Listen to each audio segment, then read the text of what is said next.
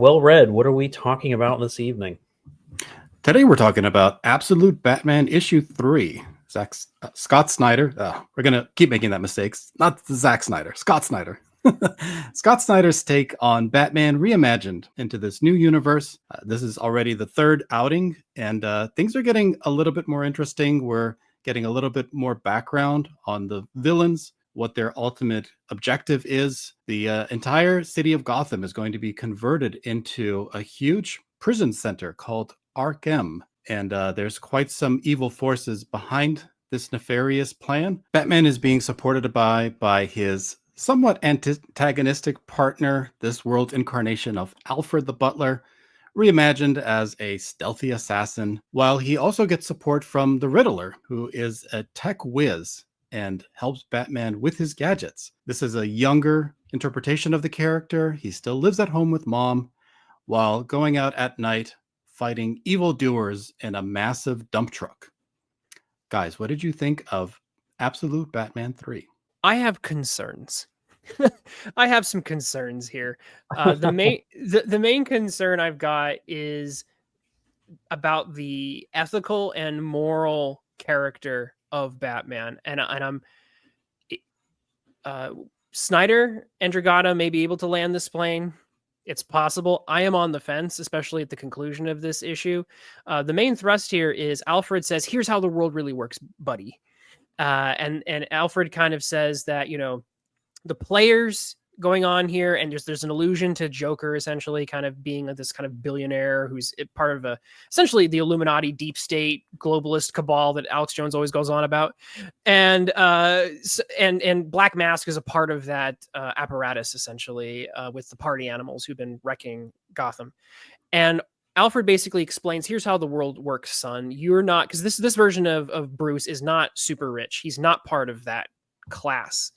And so, he's just plucky and inventive and, has access to a smaller amount of, ruthless resources. And Alfred says, let me explain to you how the world really works. And what you need to do is you need to compromise with Black Mask. Black Mask is going to offer you a payout. Take the payout. You can then become essentially Batman for real. You can now become essentially Bruce Wayne from the other universes, and then we'll catch Black Mask with our secret spy stuff. And that's kind of the setup for how it's being pitched, how he could become Batman that we traditionally know. And I have some concern that that Batman could become morally gray, and that's not where I want my superheroes. So I don't. The setup for this issue actually has me on pins and needles, but not for the physical status of the superhero, but for his moral status. So I don't know if that is indicative of really good writing, if it's delivered on really well, or if it's really bad writing. Of course, good writing for me would be Batman rejecting that and saying no. I am going to be a bastion, aspirational superhero who will never compromise, even in the face of Armageddon. And there's my Watchmen reference for the night. And so we want our superheroes to be uncompromising for the most part. And so I'm a little worried. I'm worried about that. And then also mix in some cringe lines here and there. I'm on the fence on this issue. I also didn't like how he crossed the bridge to come to the conclusion that he had to compromise. Like, he was unwavering initially, but then he has a interaction with his mother who is telling him that she's going to be the deputy mayor, which he was against because he thinks it puts her at risk and he wants her to just stay at home and bake cookies or something. And he realizes that what Alfred was telling him all along is true, that you cannot protect everybody because mom is going to go out and work in the world and put herself at risk. And so because he understands that he can't control the actions of all the people that are around him, he doesn't have this power that he seems to wield when he's wearing his cowl at night driving around in the dump truck. But in the real world, living at home with mom and people going about their daily lives and their business, he just cannot save everyone. So it felt a little bit odd, like he's a bit of a petulant child, and it's only in that brattiness that he's able to come to the reality that the world is far more complicated than the simple good versus evil dynamic that he's trying to define all of his reality in. So the take I've been developing, and I know this is a little risky, but I'm interested in what you guys think about this. Because Batman, my understanding of Batman has always been that he has to embody the shadow in order to save Gotham from its own shadow side, I guess, in a way. Like there's always this interesting tension. Obviously, I know I'm talking to experts on Batman, but there's always this like dark angel paradox. Like, can you be the shadow and not be corrupted by it? And there's something slightly different that seems to be emerging with, in my perspective, with Absolute Batman. It seems like you guys are tracking it too, where the powers that be, the antagonistic forces that are threatening to bring about the full fall of Gotham aren't quite the same antagonistic powers that we're used to. There's actually something kind of philosophical. There's a fundamentally different angle that's being taken here with what could take down Gotham.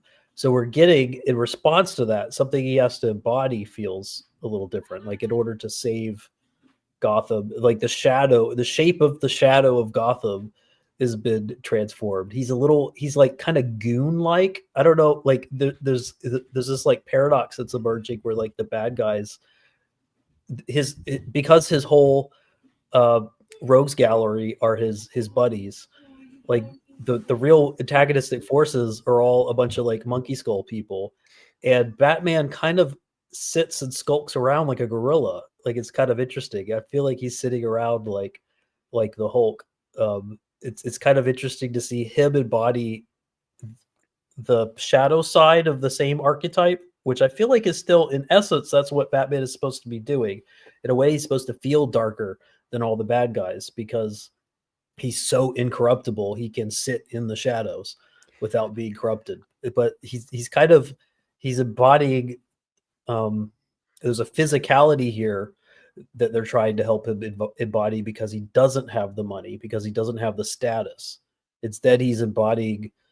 We're still trying to figure out what he's embodying, but he is still mirroring, I think, his opposition, which I think is essential to Batman. I don't know.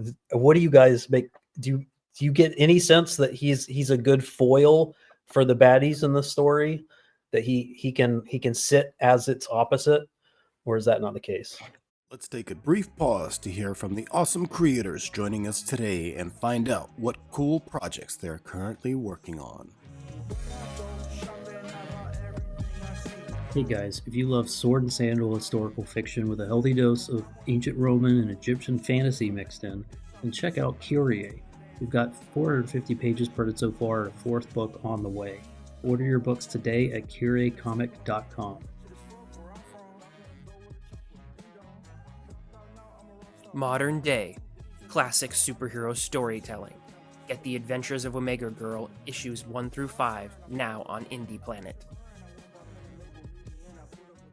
Thank you to our awesome creators, and now back to the video. I'm afraid that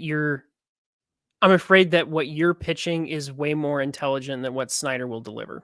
Oh no. If he were to deliver something interesting like that, like, dualistic Manichaean or something, I think it'd be maybe neat, depending on how he landed it in action genre.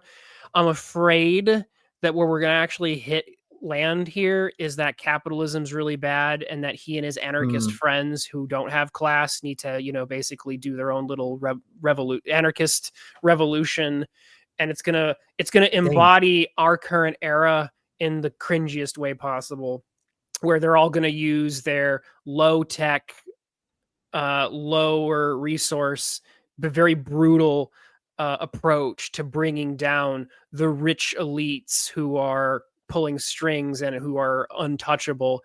And by extension, that's mostly going to just be a very well tread, as opposed to well read, a very well tread path of just capitalism man bad.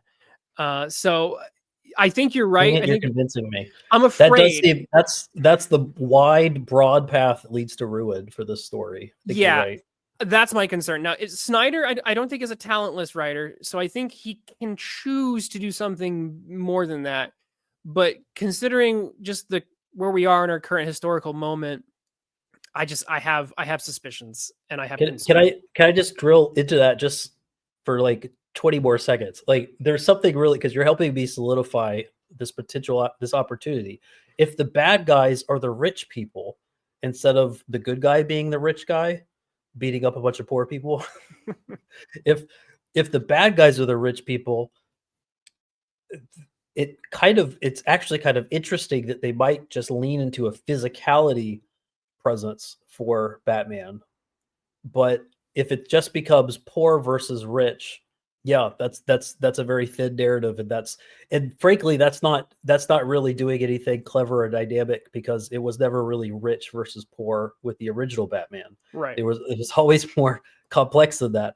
So you're actually thinning out, you're watering down the complexities already inherent in the main canon by if you just merely do poor versus rich. So Right. yeah, to your point. And I think actually to turn Batman into just a vehicle to promote a particular message or narrative commentary on, social class, they made the character himself, as you mentioned earlier, Matt C. He was the avenging angel. He became the knight. He was embodying the fearsome terror and the horror that was present in the lower recesses of society, and he was that justice remanifestation of it. That's what he was striving To to hold it be. up from the bottom. He would go Exactly. dark to keep the city in the light. He would go dark. Yeah. Exactly. And he wanted to elevate society by conquering that element and dominating it. And this character doesn't embody any of that. He's become kind of a cheap parody of Batman. I always call him Jim Bro Batman, because that's really, in my mind, that's really all he's accomplishing here, is just this brutish kick butt kind of figure. Jamoke. But I thought the biggest offense here was what was being done with Bruce Wayne, because he's so foppish and just a bored kid who couldn't be bothered to pay attention to even new devices that are being built to help him with his effort to fight crime. That seems completely unmotivated, to be honest. I have no idea why he wants to be Batman. Yeah, no, you're right. Actually, the worst offense here is what has been taken away from Batman himself. Everything that drives and defines the character is just absent in this incarnation. Yeah, it's almost like when you have Bruce Wayne deciding to be Batman, he's putting it all on the line. It's a sacrifice for the city, and he sacrifices more because he has so much. He sacrifices so much more for the city than you or I can. And when you don't have him with those resources, you have to find a different way to argue for his sacrificing so much on behalf of the city. What earns him that status of being that dark angel? And that was what's interesting about canon Bruce Wayne, is that he's the playboy with the biggest mansion in the city. So you get to play that paradigm where he's already reigning societally over the city, but then he can live in its underbelly at night. But in this one, it's hard. Like, other than just having him being obsessive and single-minded about uncovering crime, like I don't really know, which is clearly that's an admirable motivation, but like, how do you do more for that than to just have him be just a vigilante? You have to have him reign from below, from the underbelly. It's difficult to see how they can get Batman without his resources reigning. How can you demonstrate that he's not just a good-hearted, single-minded vigilante? He has to be something more, I think, usually, to really signal that this is a legitimate alternative take on Batman. And just having him have the biggest muscles of the room isn't enough. It's not even that he cares for the city. There has to be that he's giving a unique opportunity to sacrifice ultimately for the city that you or I can't do. and I think we're all discovering that we're not quite sure what that unique offering sacrifice is for a Batman who just lifts weights and is best friends with his former enemies. Yeah, I think there are parts of the story that I genuinely interested in as just a different take. I would never want this to supplant the regular Batman reading, but the idea that we get to see him have not only a relationship with Harvey Dent, but Edward Nygma and Killer Croc and Selina in new ways. I'm down for that in an alternate universe take. On paper, again, I like them, doing these riffs on his origins. As opposed to rich Batman, we're doing Mad Max style poor Batman with, Killdozer. Killdozer gets more fleshed out in this issue. We get to see it transform a bit. And again, it's new, it's different for an alternate universe take. I'm okay with that. Again, not to beat the dead horse, my concerns are what they're going to do with his ethical journey and how they're going to portray the ultimate antagonist of the story. Is this going to just become a another story complaining about rich people? But this time, I'm wondering if this is kind of like what's being attempted here, right? Because Batman often gets lumped in with being part of the problem of society because he's part of the rich class. He's a fascist. Right, yes, because he's part of that upper echelon of society. Is this the attempt to, from a social justice perspective, to make a socially acceptable Batman because he's no longer tainted? He does not have the sin of wealth. And so he's being tempted with that sin of wealth in this issue, which leads me to believe he's actually going to turn it down. Because the way we're almost getting it, if that's the approach, he has to turn it down. He has to it turn would be it down. worse if he took it, right? Yeah. That's kind of what you're saying. Yeah. So this is essentially a pure Batman who is no longer tainted by being part of the 1%. No one can throw that accusation at him because when he fights crime, I'm one of you. I grew up in the same neighborhood, and when I punch you in the face, you can't just say, "Oh, you're a rich man punching down." He can no longer be accused of punching. I never saw it that way. I think that's just a meme of Batman punching down. This Batman is definitely not punching down, and I'm wondering if I guess that is the intended take here. I don't. Again, time will tell how well I actually jive with that. It's interesting how every social justice focused reimagining to make a character more virtuous from some perspective ends up also hollowing them out by taking all of the conflicts that they have to overcome to become heroic and become good and become the characters that they are. Having all of those underpinning motivations and obstacles removed in the interest of virtue actually makes them less virtuous, one might say. So yeah, we'll see. We will see where Scott Snyder eventually decides to take this story. Twitless. So was that your final take? Yeah, pretty much. Pretty much. Yep. Let's go with it. How about you, Well Read? What's your final take? My final take is I actually did enjoy the opening of this issue. It started to go a little bit off the rails after the action sequences. I like the aesthetics presented in this book, and I do like the dynamics here. He has these relationships with all of these former foes. I like the conflict being established for the most part. It's starting to converge and is somewhat interesting, although, as Twitless pointed out, maybe a little bit morally ambiguous. And definitely towards the end, where the motivations for some of his decisions seem to be a little bit questionable. The story feels like it's going off the rails, and especially when we're presented with who Bruce Wayne is in this world, as I get to know that character more, I less and less understand why he's Batman, and I don't think that the interpretation of Bruce Wayne being presented is necessarily the best suited for the kind of story being told here. Thank you very much for checking out the video. Subscribe, like, and stay tuned for more.